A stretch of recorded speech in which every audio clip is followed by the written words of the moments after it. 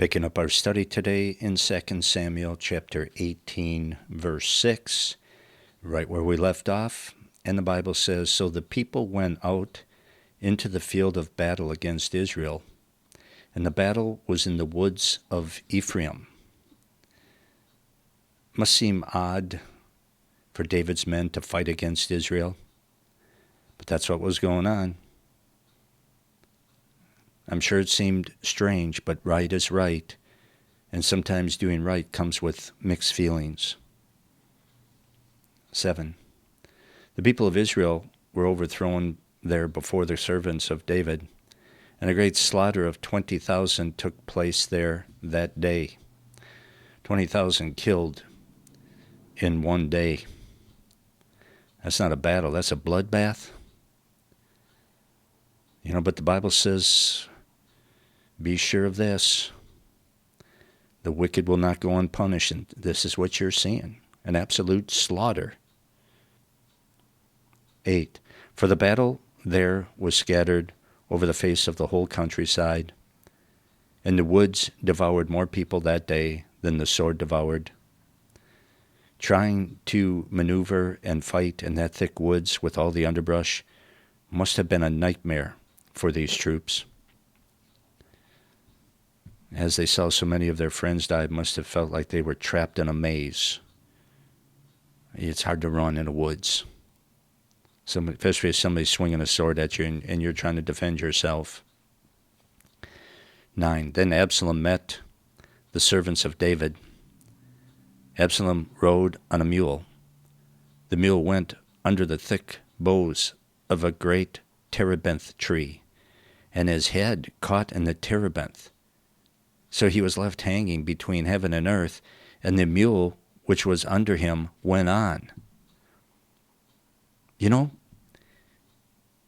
Years of planning went into this rebellion of Absalom. You're talking about years. He took his time. He was very patient and steadfast in following his plan. He probably checked and double-checked to make sure his plan was just right, and he had covered all bases. And then his head gets caught in a low-hanging branch of what would be an oak tree. How in the world do you plan for something like that? You can't. But God sometimes uses the little unexpected things to bring the plans of an evil person to a screeching halt. And sometimes he uses the little unplanned, unforeseen things of his people to bring good things to pass for them. 10. Now a certain man saw it and told Joab and said, "I just saw Absalom hanging in a terebinth tree." And I don't think this guy knew what to do with an enemy hanging in an oak tree, especially if that enemy is the king's son. He wouldn't kill him because of the king's command. And if he helps him down, it's going to turn into an one-on-one thing, So he goes and tells Joab, figuring he'll know what to do. And sometimes we think those who should know what to do, know what to do, but they don't. And that will be the case here. 11. So Joab said to the man who told him, "You just saw him. And why did you not strike him there to the ground? I would have given you 10 shekels of silver and a belt." And belt was something that was worn by a commissioned officer. Joab is saying, if you would have killed Absalom, I would have made you an officer. You would have got a raise in pay. It would have been great for you. 12. But the man said to Joab, "Though I were to receive 1,000 shekels of silver in my hand, I would not raise my hand against the king's son. For in our hearing the king commanded you and Abishai and Ittai, saying, 'Beware lest anyone touch the young man Absalom.'" Doing the right thing is more important than money or promotion. That's the way this man saw it. Convictions of right and wrong is one thing that makes us different than the animals. Going by God's standard of morality instead of instinct and appetite is something that separates human beings created in God's image from animals. 13. He says, otherwise I would have dealt falsely against my own life, for there is nothing hidden from the king, and you yourself would have set yourself against me. He says, sure, Joab, you want me to disobey the king, but if I got caught, then it's every man for themselves. You're not going to stand by me, and you know it. And by the way, that's what it always boils down to. Someone can entice you to sin, but when it's over, you're the one who feels the guilt, and you are the one who will pay. 14. Then Joab said, I cannot linger with you. And he took 3 spears in his hand and thrust them through Absalom's heart, while he was still alive in the midst of the terebinth tree. And the 10 young men who bore Joab's armor surrounded Absalom and struck and killed him. Joab is out of line. He goes with his feelings instead of what the king commanded. He did it when he murdered Abner, the commander of the north, against the wishes of the king, and here he does it again. This guy, he was a loose cannon. You never knew what he was going to do. 16. So Joab blew the trumpet, and the people returned from pursuing Israel, for Joab held back the people. Joab knew that the rebellion was over because the organizer was dead. Absalom was dead, and evil cannot flourish if there's no one to coordinate it. 17.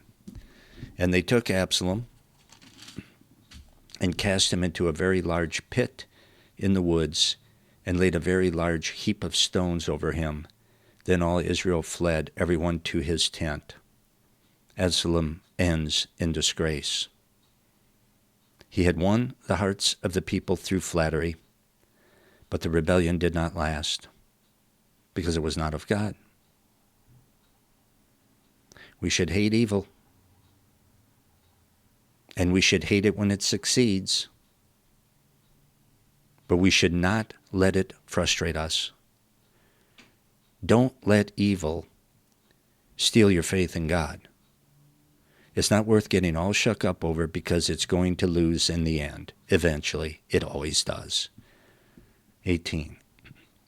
Now Absalom, in his lifetime, had taken and set up a pillar for himself, which is in the king's valley, for he said, I have no son to keep my name in remembrance. He called the pillar after his own name, and to this day it is called Absalom's monument.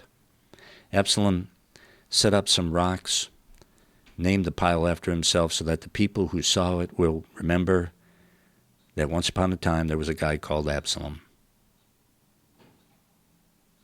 And no doubt, thousands of people have seen that rock pile, and guess what? Who cares? Who cares? A pile of rocks isn't much of a legacy. What we want to take with us to our graves are good works for the glory of Jesus Christ, because at least the Lord is going to say, well done. Anything you leave behind here on earth is not much of a legacy. 19. Then Ahimaaz, the son of Zadok, said, let me run now and take the news to the king, how the Lord has avenged him of his enemies.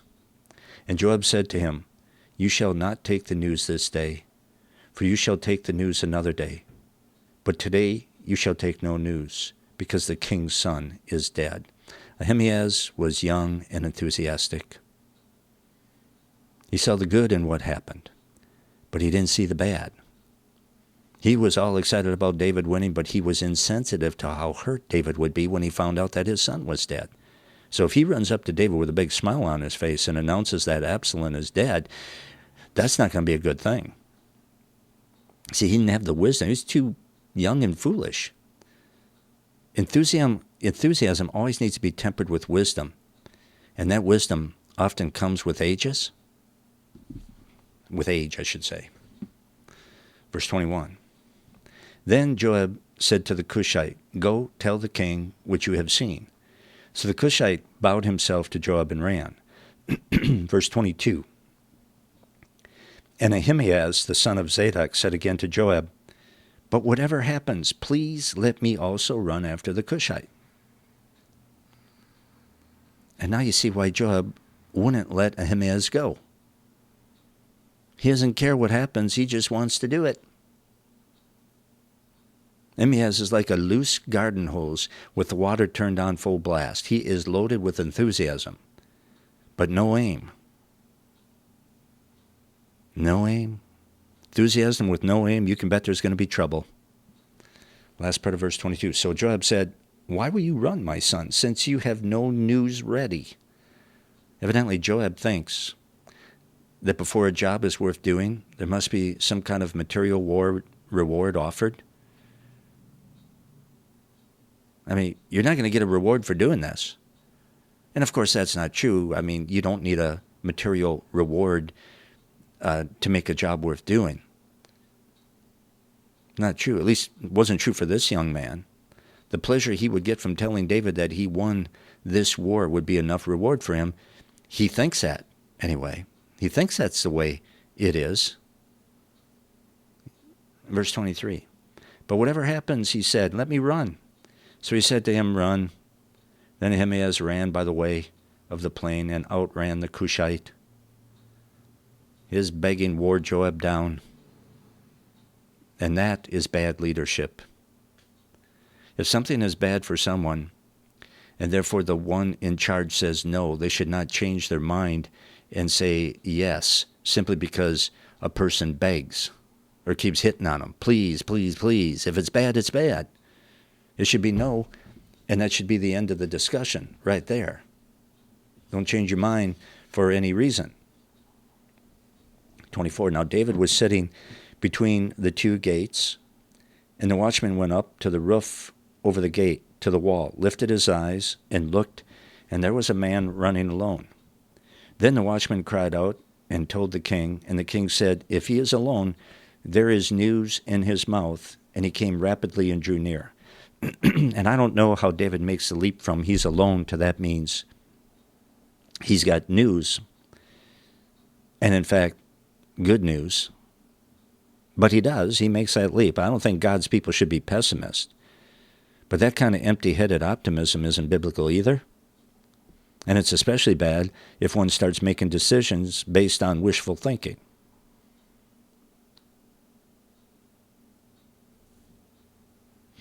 "26. Then the watchman saw another man running, and the watchman called to the gatekeeper and said, there's another man running alone. And the king said, he also brings news. There is no connection between a man being alone and good news. But David wants good news so bad that he will force a connection in order to give him reason for hope. Lots of people live in non-reality in order to give themselves a sense of hope for eternity. And that's what it is. It's non-reality. Because they don't want to live in hopelessness, but they don't want to change their way. But you know, any security that isn't derived from the Holy Bible is just wishful thinking. It's going to fall flat, I should say, the second you die. And then what are you going to do? It's too late. 27. So the watchman said, I think the running of the first is like the running of Ahimaaz, the son of Zadok. And the king said, he is a good man and comes with good news. So, there he is. Now, this has got to be good news. I'm telling you, he's a good man. Therefore, he's bringing good news. Like every person who ever delivered bad news did so because they were a bad person. Or the only thing a good person can say is things that will make others happy. There are people who think that way.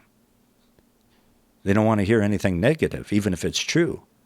And if you say unpleasant things, they're not going to like you, or they're going to say you're mean-spirited. But again, that's not living in reality. So we're going to see what happens next time.